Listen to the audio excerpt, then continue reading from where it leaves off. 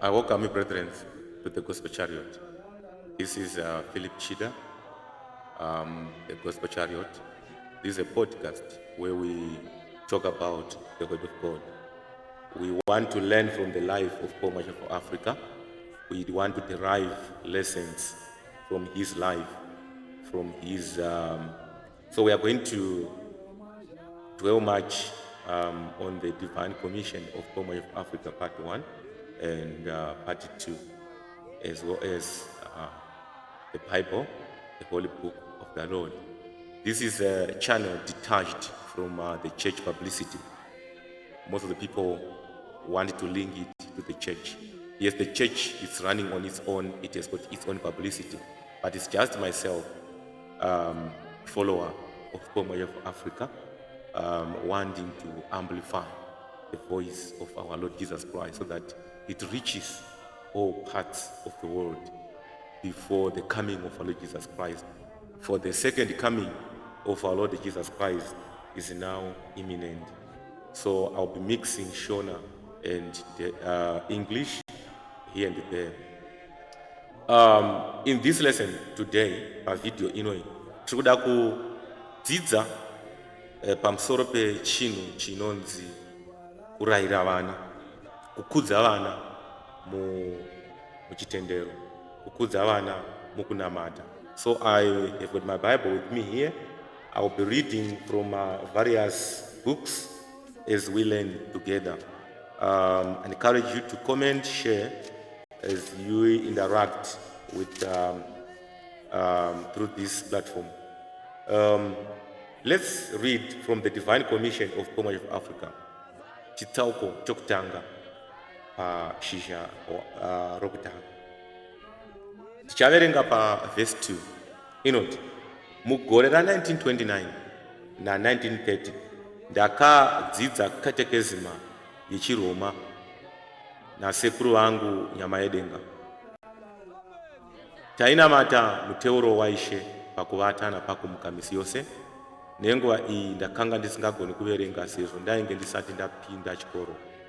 Asika ndakanga ndava kugona kuverenga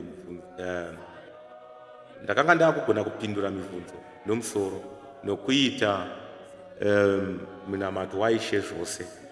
Nenguva iyo ndakatanga kuziva Mwari sababa wangu ari kudenga naJesu Kristu somuponesi wangu. We are talking of a boy who is 11 years of age by 1929. Paul Marshall of Africa was born on the 25th of October 1918. So by year 1929, he was only 11 years of age. And also in 1930, he was 12 years of age. He was already able to read, able to repeat the Lord's Prayer. Ngatidzokere kumashure panguva yakare. Tinoona kuti akanga achiri mwana mudiki kwazvo, achitodzidziswa kuverenga, kuita munamato waishe at that very tender age. Right? Ngatisakanganwai wakanga achita basa rakanaka kudaro rokudzidzisa vana mwana zvechikristu zvokunamata. Itsika yakanaka iyi. Vaiti vachivata vanonamata, vachimuka vanonamata. Without wasting much of your time, tikazotarisa zvazvakanakira, tichaona kuti sekuru vaPauro Marshall Africa Nyamayedenga vakanga vachiita chinhu chakanaka chokuti tikachiverenga pabhuku yaDeuteronomy chapter 6 verse 6 tikaiverenga ichatiudza kuti zvino mashoko awa andinokurayira nhasi anofanira kuva mumwoyo mako. Unofanira kushingarira kuvadzidzisa vana vako nokuataura kana ugere mumba mako, kana uchifamba munzira, kana uchivata pasi, kana uchimuka. You see, the Bible is teaching us to impart or transfer the knowledge chikristu unhu, tsika dzedu sevanhu, tsika pakurarama. Chikristu savaapostора veAfrica sechurch kuti tite transfer the knowledge from one generation to the other generation. How many of us today as parents are able to do this? People are becoming too busy in their lives such that they don't have time with their children. As parents, as biological parents, as guardians of these children. These are the little ones who want to be molded to become tomorrow's leaders, to become tomorrow's good people, to become a good generation, a perfect generation that is also able to transfer the legacy from their generation to the next generation. Zvatakadzidziswa naPauro Macho Africa navabereki vedu tiri kuzviisa here kuvana vedu.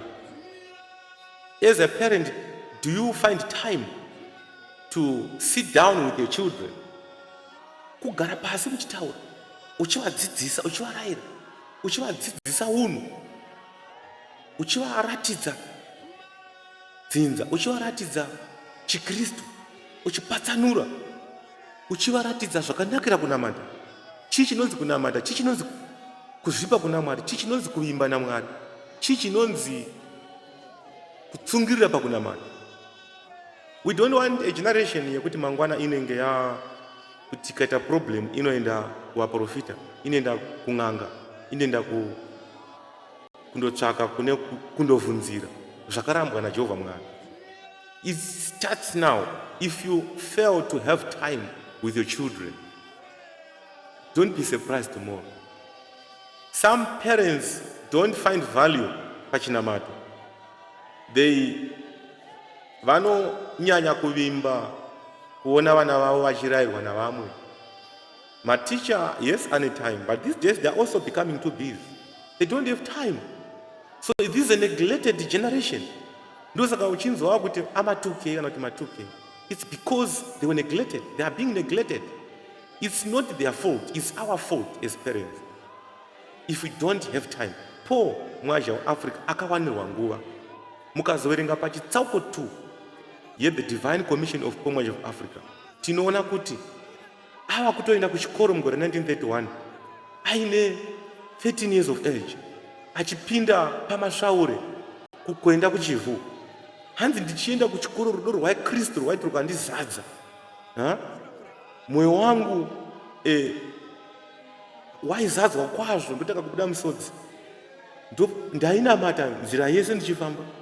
Kana zvandirinyanyira, aibuda munzira otsauka onamata, opa mbiri kuna Mwari, okudza Mwari.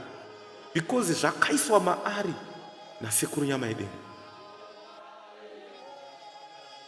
Ari muchikoro vachita munamato waIshe, mukarenga chitsauko 2. Aizadzwa nemweya mutsvene, nesimba remweya mutsvene. Aikumbira munamato wapera oenda kuchikomo ndonamata. Achisakura mumunda, nokuti zvakanga zvaiswa maari. Kuziva kuti Mwari Baba ari kudenga ndiMwari. Jesu Kristu muponesi wangu. Kana vana tikanamata navo kutanga mumba, tichindovata, towana nguva yekuvadzidzisa, tozopfugama tonamata. Tovatendera kuti vatungamire munamata. Tichivadzidzisa kuparidza kukumucha mavhesi. Vasikana vachiimba, vachidzidziswa kuimba, vachigona kuzviravira voga mabhuku. Bhaibheri. Vana vachitengerwa mapati 1 pati 2 neBhaibheri. Vana vachitengerwa nguo dziri pamurao dzokupfeka. Vamwe vabereki havanyanyi kuzvitarisa izvozvo. Hanzi mwana generation yamazuva ano haidi izvozvo. Musadaro munomutambudza. Vamwe kuzvikoro vanopfeka matrauza. Musikana unotengerwa trauza. Zvichipesana nedziso yewakatumwa. Slowly you are imparting that negative appreciation of the church. Appreciation of the churchhood. Achikura anongoti baba vangu vainditendera kupfeka matrauza. Mai vangu vanga vasinganditenderi, nyange ndasingasunge dhuku, zvazvakavanakira. Havaita havangapasi dambudziko. Kune vabereki vari kupa vana muvhangeri dambudziko. Rokuti muvhangeri uripo pakuenforcer the standard yechechi. Unoona mwana muzhira asina kusunga dhuku, mwana muzhira akapfeka jini, mwana muzhira akapfeka trouser. Osvika odzidzisa, mwana haagoni kugamuchira nekuti mai vake nababa vake havana kumbobvirwa vataura vachimutsiura pamusoro pezvinhu izvozvo, uye vanotonyarara uye havabvunzi. Dress code chairo. Is it the same dress code that was introduced to us by Paul Much of Africa, that was taught to us by the angel of Africa, by the messenger of God? Is it the same dress code? Yes, we understand that time moves, fashion changes, but there are things that should be maintained in the dress code. Is it the same that you are imparting in your children, so that they also impart it in the coming generation? It's a legacy. So we learned that sekuru Nyamayedenga vakanga vachiwana nguva navana vachivadzidzisa zvokunamata, vaimuka vachinamata, vaivata vanamata, vaidzidziswa Bible.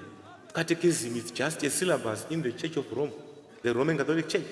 It designed for the youth, designed for the children, just like other churches, they do Sunday school, designed for the children. But us, in our church, let's do it starting from at our homes. Let's teach them good things. Let's teach them to obey God. Let's teach them to fear God. Let's teach them to seek God, to trust in God. Yes. You listen to the song.